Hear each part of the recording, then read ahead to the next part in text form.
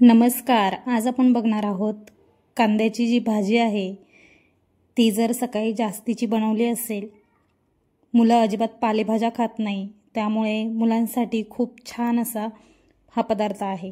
उरलेल्या भाजीपासून खमंग थालीपीठ, कोणतीही भाजी असो, हिरवी भाजी असो किंवा मग लाल भाजी असो, कोणतीही भाजीपासून छान असे खमंग थालीपीठ भाजी टाकून न देता त्याचे असे सुंदर थालीपीठ केले तर नाश्ताही होऊ शकतो आणि संध्याकाळच्या वेळेस लहान मुलं सुद्धा आवडीने खातील असा भन्नाट पदार्थ।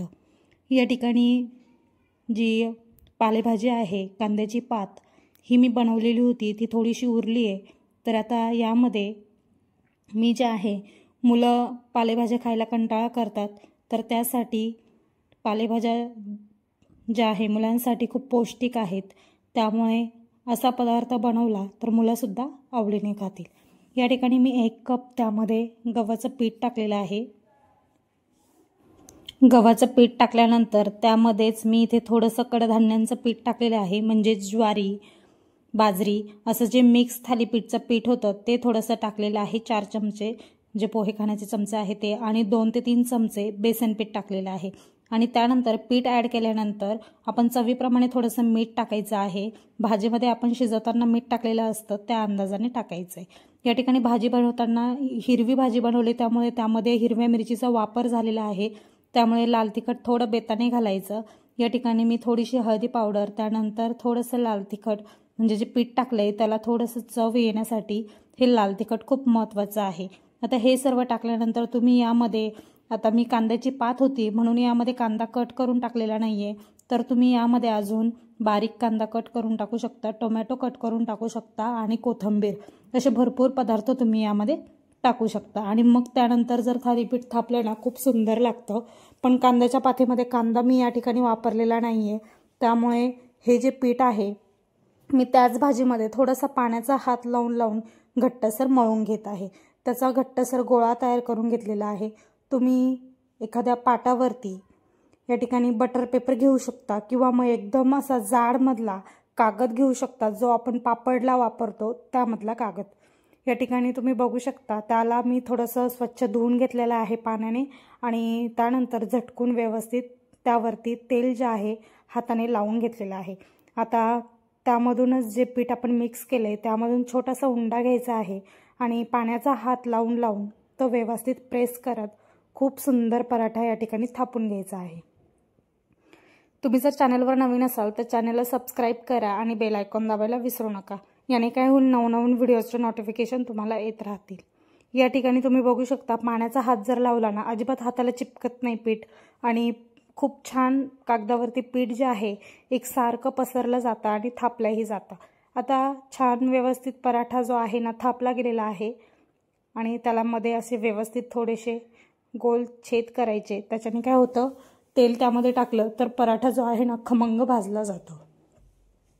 या ठिकाणी गॅसवरती तवा ठेवलेला आहे, तवा व्यवस्थित गरम झालेला आहे, आणि त्यावरती हे जे पेपर आहे तो व्यवस्थित टाकायचा आणि ते पराठा जो आहे त्यावरती टाकून घ्यायचा, आणि जे छेद केलेले होते त्यामध्ये हलकंसं तेल सोडायचं, आणि तेल सोडल्यानंतर तो दोन्ही बाजूने एकदम छान खमंग भाजला जातो, त्यामुळे त्याला छेद करणं खूप जास्त महत्त्वाचं आहे।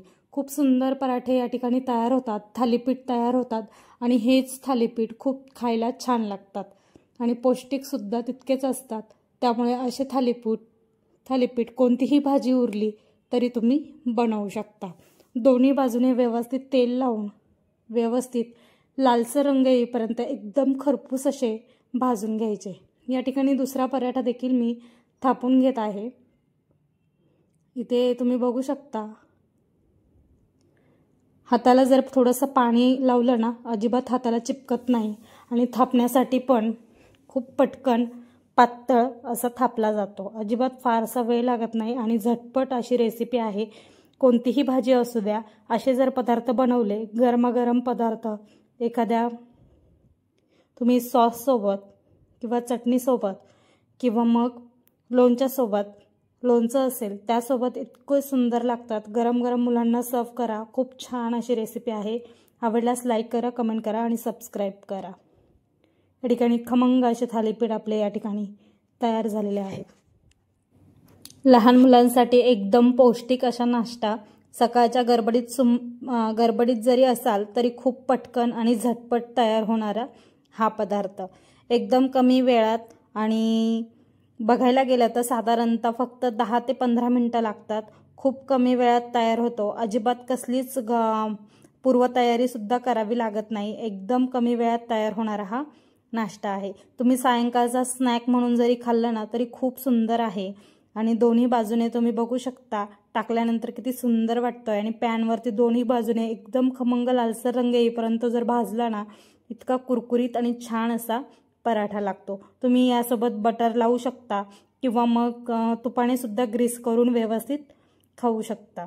खूप सुंदर आहे. आवडल्यास शेअर करायला विसरू नका व्हिडिओ, आणि लाईक करा, कमेंट करा, सबस्क्राईब करा.